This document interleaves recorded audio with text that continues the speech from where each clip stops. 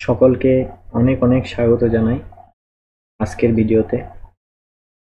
এবং সেই সাথে আজকে একটা খুবই গুরুত্বপূর্ণ দিন। সকলকে happy many many many happy independence day. যাদের জন্য আজকে আমরা এই ইন্ডিপেন্ডেন্স ডে পালন করতে পারছি তাদের সকলের প্রতি আন্তরিক শুভেচ্ছা জানাই।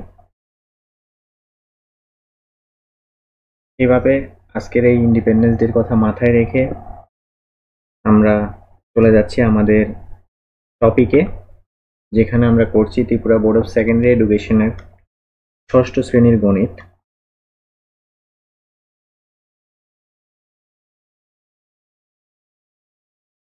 এবং চ্যাপ্টার 1 এবং চ্যাপ্টার 2 আমাদের কমপ্লিট হয়ে গেছে। আজকে আমরা চ্যাপ্টার 3 করছি।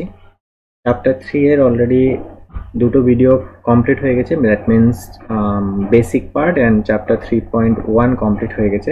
3.2 এরও কিছু পার্ট হয়ে গেছে। 3.2 এর বাকি পার্ট আজকে আমরা করব। এবং যে চ্যাপ্টারটা করছি তার নাম কি? সংখ্যা নিয়ে খেলা।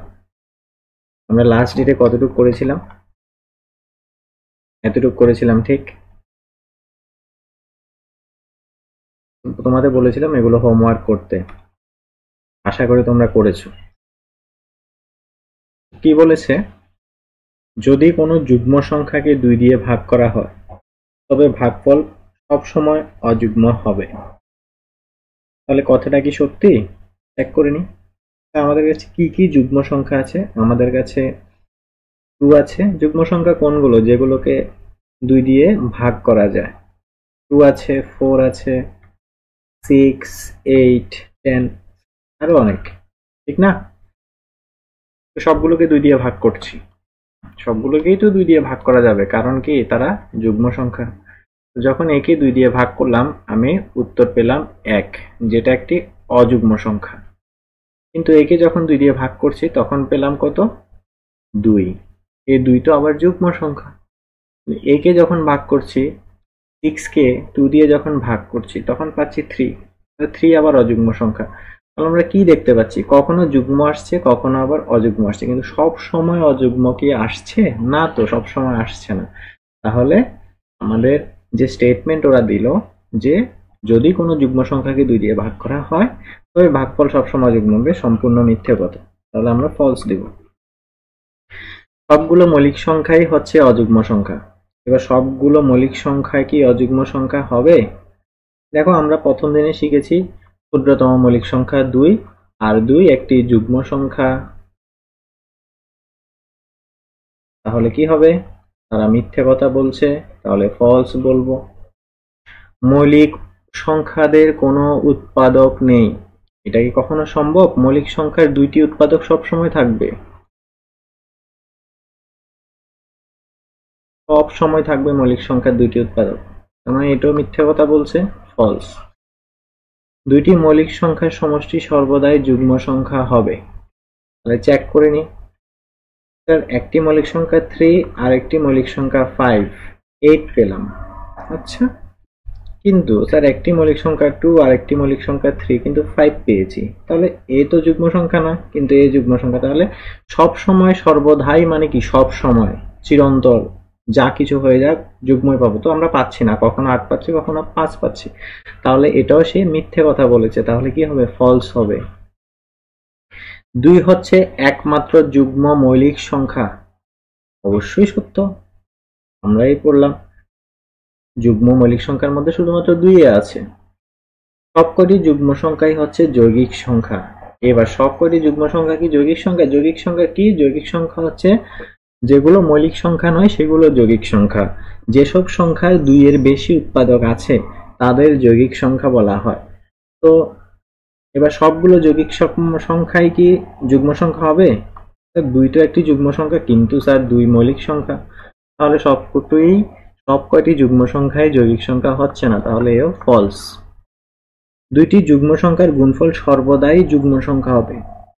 এবার 2টি যুগ্ম সংখ্যার গুণফল সব সময় যুগ্ম হবে। হ্যাঁ, এটা সত্য। কেন সত্য? 2 ইন্টু, দেখো, কোনো যুগ্ম সংখ্যা দিয়ে যা কিছুকেই গুণ করো না কেন সে সর্বদাই যুগ্ম হবে। তুমি যুগ্ম সংখ্যা দিয়ে যদি 3 কে গুণ করো 6 আসবে, তাও যুগ্ম। যুগ্ম সংখ্যা দিয়ে যুগ্ম সংখ্যাকে গুণ করো তাও 8 আসবে, তাও যুগ্ম। তুমি যুগ্ম সংখ্যা দিয়ে যে কোনো সংখ্যাকেই গুণ করো না কেন, তুমি উত্তরে যুগ্ম সংখ্যাই পাবে। তাহলে দুটি যুগ্ম সংখ্যার গুণফল সর্বদাই যুগ্ম সংখ্যা হবে, তাহলে উত্তর কি হবে? সঠিক হবে, তার মানে সত্য। বুঝতে পারলে? ওকে, এগুলো হয়ে গেল। আশা করি তোমরাও করেছো এবং তোমাদের সাথে আশা করি উত্তর মিলেছে, তোমরাও সঠিকভাবে করেছো। আর কোথাও যদি ভুল হয়ে থাকে তাহলে মিলিয়ে নাও কোথায় ভুল করেছো এবং সেটা ঠিক করে নাও। চলে যাচ্ছে আমাদের নেক্সট কোয়েশ্চেন। বলেছে 1 এবং 3 দিয়ে গঠিত দুইটি সংখ্যা হচ্ছে 13, দ্যাট মিন্স 13 and 31। এই দুইটি মৌলিক সংখ্যা, 13 and 31ই মৌলিক সংখ্যা। 13ও একটি মৌলিক সংখ্যা, 31ও একটি মৌলিক সংখ্যা। এবং তারা কিভাবে হয়েছে? 13 কে আমরা যখন উল্টিয়ে লিখব, মানে তাদের স্থান পরিবর্তন, 3 কে সামনে নিয়ে লিখেছি, 1 কে পিছনে এনে লিখব, তাহলে 31 হচ্ছে। এবং দুটোই কি মৌলিক সংখ্যা। এরকম 1 থেকে 100 এর মধ্যে এই ধরনের আর কোনো জোড়া আছে কিনা বলো। তাহলে যখন জোড়ার কথা বলেছে, পেয়ারের কথা বলেছে, তখন অবশ্যই দুটো থাকতে হবে, ঠিক না? একটি দিয়ে কখনো জোড়া হবে না। তাহলে আমরা সবসময় 2 অঙ্কের থেকে চেক করব। তো প্রথমে আছে 11। 11 কি হবে? কারণ 11 কে আমি উল্টিয়ে লিখলেও তো 11, তাহলে এটা আমি লিখতে পারবো না। বুঝা গেছে? কেন লিখতে পারবো না? কারণ 11 কে উল্টিয়ে লিখলেও 11 থাকছে, তার জন্য উল্টিয়ে লিখতে পারবো না। 11 এর পরে কি আছে? 13, ওরা দিয়ে দিয়েছে। Okay fine. 17, 17 কে যখন উল্টিয়ে লিখবো তখন হচ্ছে 71। তাহলে 17 আর 71 কি মৌলিক সংখ্যা? যাচাই করো। 17 and 71 কি মৌলিক সংখ্যা? হ্যাঁ, 17 ও মৌলিক সংখ্যা, 71 ও মৌলিক সংখ্যা। তাহলে একটি জোড়া পেয়ে গেলাম। আর আছে কি 19, 91। 19, 91, কিন্তু 91 মৌলিক সংখ্যা নয়, বিকজ 13 into 7 91 হয়।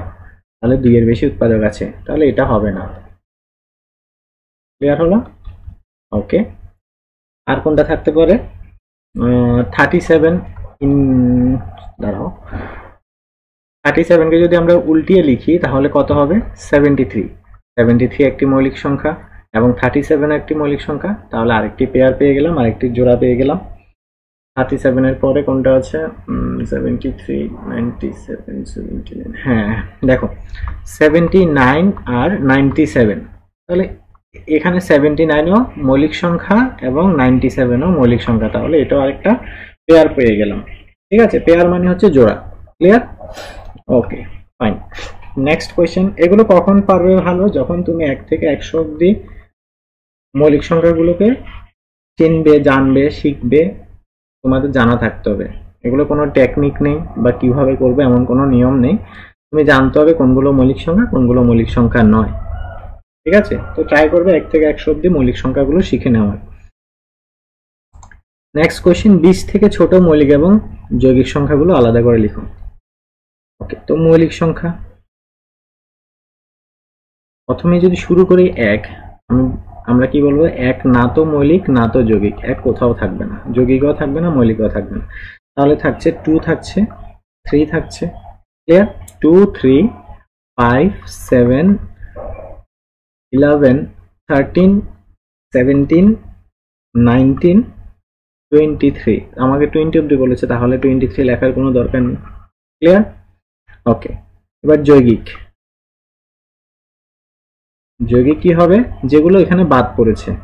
তাহলে 1 তো হবে না 1 ছাড়া, তাহলে 4 বাদ পড়েছে। ঠিক, এরপর 6, 8, 9, 10, 12, 14, 15, 16, 20। তাহলে এগুলো হলো যৌগিক সংখ্যা। বুঝতে পারলে? আরো একটা বাদ পড়ে গেল, 18। 19 এর আগে তো 18 থাকে না। হ্যাঁ, তাহলে এই সংখ্যাগুলো হলো যৌগিক সংখ্যা, আর যেগুলো যৌগিক সংখ্যা নয় সেগুলো হলো মৌলিক সংখ্যা। আচ্ছা, নেক্সট কোয়েশ্চেনে চলে যাচ্ছি। 1 থেকে 10 এর মধ্যে বৃহত্তম মৌলিক সংখ্যা কত হবে? এখানেই দেখো 1 থেকে 10 এর মধ্যে বৃহত্তম মৌলিক সংখ্যা কি আছে? 7, ঠিক না? তাহলে 1 থেকে 10 এর মধ্যে বৃহত্তম মৌলিক সংখ্যা হবে 7। 6 এ কি বলেছে? নিচের সংখ্যাগুলো দুইটি অযুগ্ম মৌলিক সংখ্যার যোগফল হিসেবে প্রকাশ করো। 44 কে এমন ভাবে লিখতে হবে যে দুটো সংখ্যা দিয়ে যোগ করব সে দুটো সংখ্যাও যুগ্ম অযুগ্ম হতে হবে এবং মৌলিক সংখ্যাও হতে হবে। কি কি হতে হবে?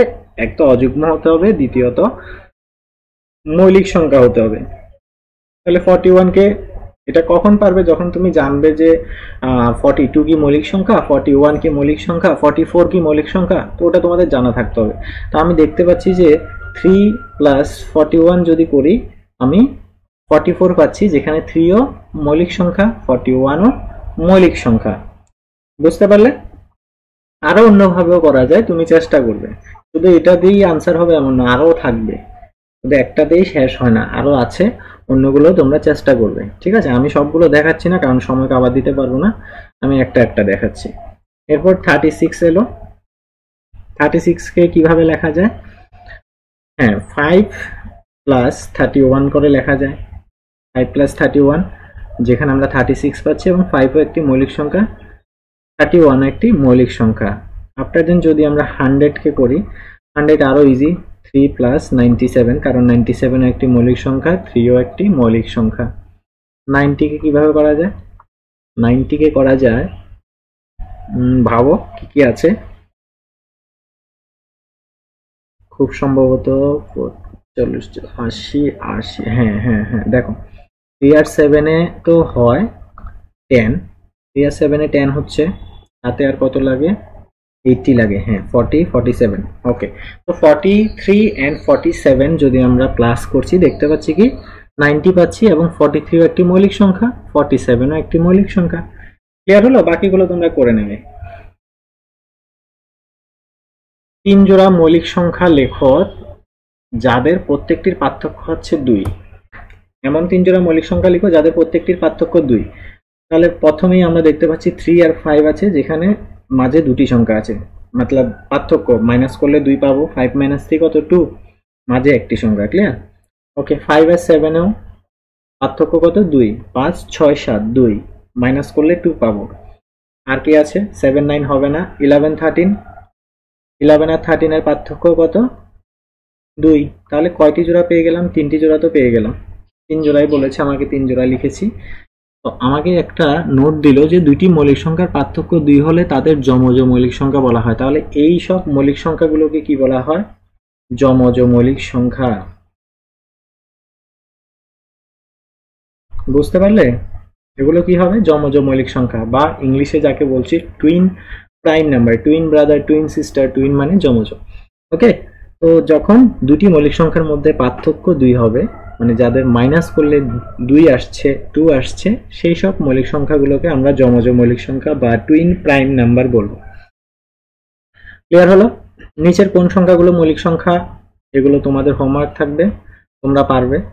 তোমরা যখন শিখে নেবে তখন জানবে কোনগুলো মৌলিক সংখ্যা, কোনগুলো মৌলিক সংখ্যা নয়। যেমন কি 23 একটি মৌলিক সংখ্যা, ঠিক আছে। 51 কি একটি মৌলিক সংখ্যা? বলো, 51 কি মৌলিক সংখ্যা না নয়? 37 কি মৌলিক সংখ্যা না নয়? 26 কি মৌলিক সংখ্যা না নয়? 87 কি মৌলিক সংখ্যা? 73, 69, 91, বলো কোনগুলো মৌলিক সংখ্যা, কোনগুলো মৌলিক সংখ্যা নয়? তাহলে আমি দেখতে পাচ্ছি যে এ তো মৌলিক সংখ্যা, 37 ও মৌলিক সংখ্যা। ওকে, আর কোনগুলো আছে? তোমরা এখন আশা করি আনসার বের করে নিয়েছো। আমি করে দিচ্ছি, এ মৌলিক সংখ্যা অ্যান্ড 37 মৌলিক সংখ্যা। আর কোনটা আছে?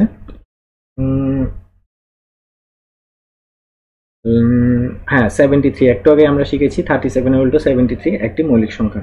ক্লিয়ার? ওকে, ফাইন।